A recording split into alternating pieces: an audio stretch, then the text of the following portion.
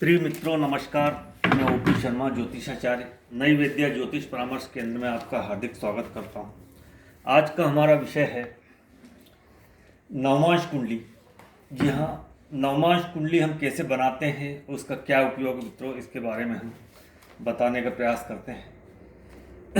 नवमांश कुंडली जो D1 chart है, उसका किसी भी जातक का जो D1 चार्ट होता है वो हमारा ऊपरी हम बताते हैं, उसको ऊपरी हिस्सा होता है। और जो इंटरनल स्थिति जो होती है वो हम नवमांश से देखते हैं।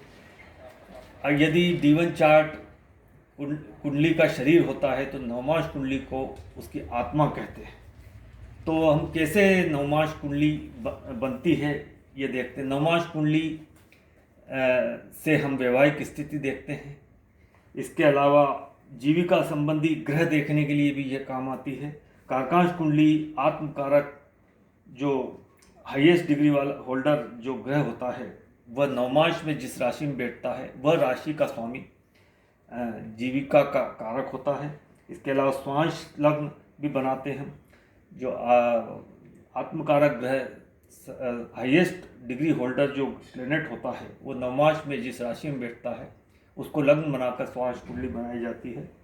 इसके अलावा अनेक इसके उपयोग होते हैं। वर्गोत्तम ग्रह की स्थिति भी देखते हैं।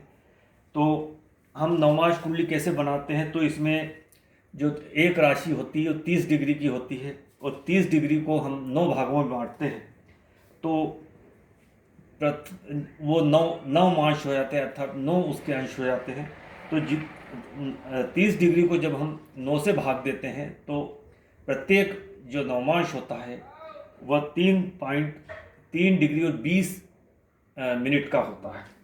तो यदि कोई ग्रह 3 डिग्री और 20 मिनट तक हो तो प्रथम नवमांश, 3:20 से 6:40 तक का हो तो द्वितीय नवमांश होता है। 6 डिग्री 40 मिनट से 10 डिग्री तक में के बीच जो ग्रह होता है वो तृतीय नवमांश, 10 डिग्री से 13.20 डिग्री में चतुर्थ नवमांश, पंचम नवमांश 13.20 से 16:40 तक होता है, षष्ठम नवमांश 16:40 से 20 डिग्री तक होता है, 20 डिग्री से 23.20 डिग्री तक सप्तम नवमांश होता है और आठवां नवमांश 23.20 से 26.40 और नवम नवमांश 26.40 से 30 डिग्री तक का होता है। तो हम इस कुंडली में देख जो D1 चार्ट है और यह नवमांश कुंडली अर्थात D9 चार्ट। तो लग्न यहाँ पर 28 डिग्री और 28 डिग्री 42 मिनट का है और अन्य ग्रहों की डिग्री लिखी हुई है। अब इसमें जो लग्न है हमको उसको सबसे पहले नवमांश में ले जाते हैं।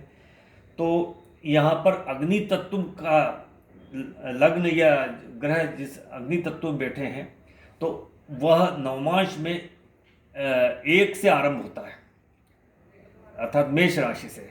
पृथ्वी तत्व में यदि ग्रह या लग्न हो तो वह मकर राशि से आरंभ होता है। वायु तत्व में लग्न या ग्रह हो तो वह तुला राशि से आरंभ होता है और जल तत्व में यदि लग्न या ग्रह हो तो वह कर्क राशि से आरंभ होता है। अब यहाँ लग्न 28 डिग्री 42 का है तो ये 3.20 का एक नवमांश होता है, अर्थात ये नवम नवमांश का हो गया। अब नवम नवमांश जो लग्न है वो अग्नि तत्व का है, अर्थात ये मेष से आरंभ होगा।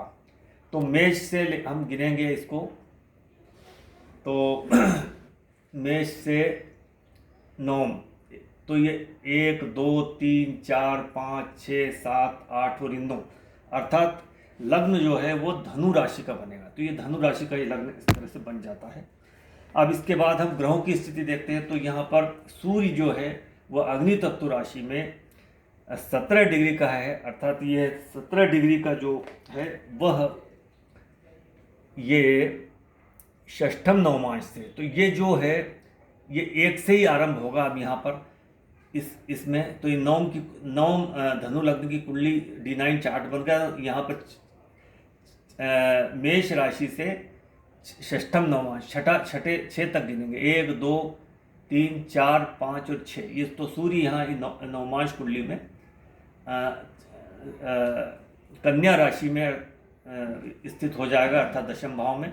अब हम सूर्य के बाद चंद्रमा की स्थिति देखते हैं। चंद्रमा 29 डिग्री और 45 मिनट का है, अर्थात ये नवम नवमांश का है। अब ये जो चंद्रमा है ये स्थिर राशि का है, तो स्थिर पृथ्वी तत्व राशि का, पृथ्वी तत्व का राशि जो है वह 10 नंबर अर्थात मकर से आरंभ होगा। तो अब यहाँ मकर से हम 9 तक गिनेंगे, 1 2 3 4 5 6 7 8 और ये 9। तो चंद्रमा यहाँ कन्या राशि में दशम भाव में स्थित हो जाएगा, D9 चार्ट। अब इसके बाद चंद्रमा के बाद हम मंगल 17:37 का है, 17 डिग्री और 37 मिनट का, पृथ्वी तत्व राशि में छठा नवमांश है। पृथ्वी तत्व राशि का वही जैसे कि बताया गया मकर से आरंभ होकर 6 नंबर तक गिना जाएगा।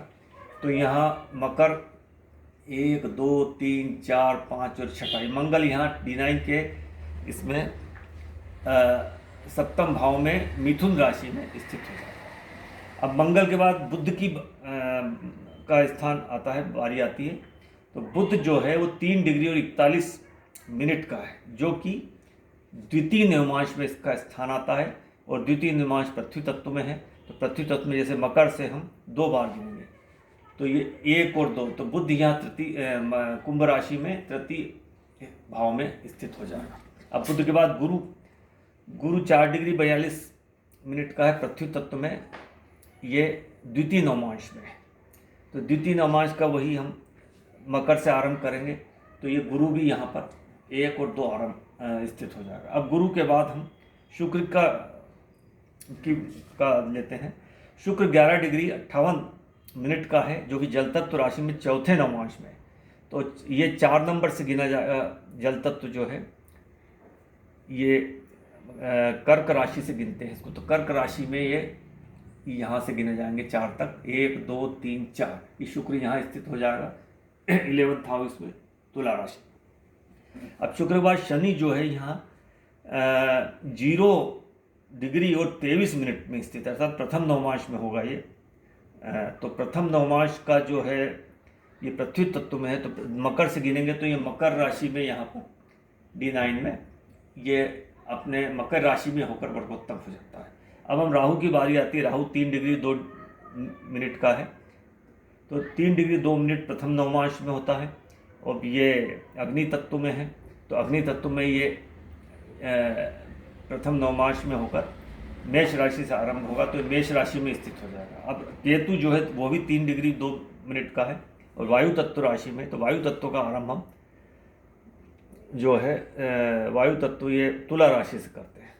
तो तुला राशि का ये प्रथम नवमांश में है, तो तुला राशि में ही ये जो केतु ये आरंभ हो जाए। इस प्रकार से नवमांश कुंडली हम बना लेते हैं। तो अब नवमांश कुंडली में जो हम देखते हैं विवाह की स्थिति, जैसे कि मैंने बताया ग्रहों का विवाह की स्थिति देखते हैं, तो विवाह की स्थिति के लिए हम लग्न की स्थिति देखते हैं और ये सप्तम भाव की स्थिति देखते हैं और शुक्र और गुरु की स्थिति इसमें देखते हैं। यदि स्त्री की कुंडली है तो शुक्र के साथ गुरु की भी स्थिति देखते हैं। सबसे पहले तो हम लग्न देखते हैं, इसके बाद सप्तम भाव देखते हैं, सप्तमेश देखते हैं, लगन लग्नेश सप्तम सप्तमेश, और शुक्र और स्त्री है तो गुरु की स्थिति भी इसमें देखकर हम विवाह की स्थिति का पता लगाते हैं। यदि अशुभ भाव में स्थिति है तो विवाह दाम्पत्य जीवन में परेशानी होती है, और यदि पुरुष की कुंडली है तो हम सिर्फ शुक्र, लगन लग्नेश, सप्तम सप्तमेश और शुक्र की स्थिति देखकर विवाह की स्थिति का पता लगा सकते हैं। इसके अलावा ग्रहों का बल हम देखते हैं। यदि लगन कुंडली में कोई ग्रह नीच का है और नवमांश कुंडली में यदि वो ग्रह उच्च का है तो हमें उस ग्रह के उच्च के परिणाम प्राप्त होंगे। इसके अलावा जीविका संबंधी ग्रह देखने के लिए हम D1 का जो दशमेश है, दशम का स्वामी को हम लगन में इसमें D9 में देखते हैं। जैसे यहाँ पर शुक्र है तो शुक्र को हम यहाँ देखते हैं, तो शुक्र या नवमांश में ये यहाँ तुला राशि में स्वराशि का बैठा है, तो यहाँ पर जो जीविका का ग्रह है वो शुक्र ही हो जाता है। इसके बाद कारकांश कुंडली जो बनाते हैं हम वह भी इस D9 की मदद से बनाते हैं। जो आत्मकारक ग्रह अर्थात जो हाईएस्ट डिग्री होल्डर है, जैसे इसमें हाईएस्ट डिग्री होल्डर चंद्रमा है 29 डिग्री, तो यहाँ जब जिस राशि में चंद्रमा है तो यही यहाँ पर बैठा है, तो यह कारकांश कुंडली यहाँ पर कुंडली यही रहेगी, लेकिन ये यहाँ से आरंभ होगी, अर्थात ये इस कुंडली को ये लग्न बन जाएगा, कन्या राशि का लग्न बन के ये कारकांश कुंडली बन जाएगी।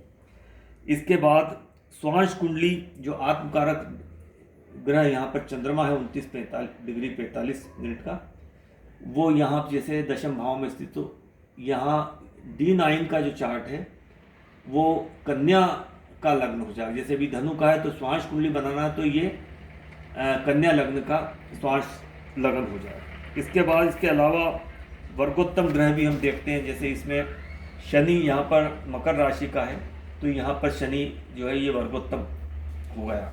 और इसी प्रकार यदि जैसे ये सिंह लग्न की कुंडली, और अगर ये D9 चार्ट भी सिंह लग्न का हो जाता है तो पूरी कुंडली वर्गोत्तम हो जाती है और जातक बहुत ही भाग्यशाली माना जाता है।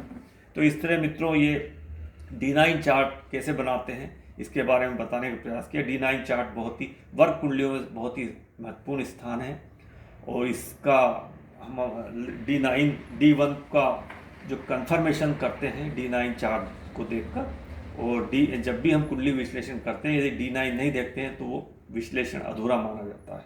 तो मित्रों आपको ये संक्षिप्त जानकारी बताने का प्रयास किया गया।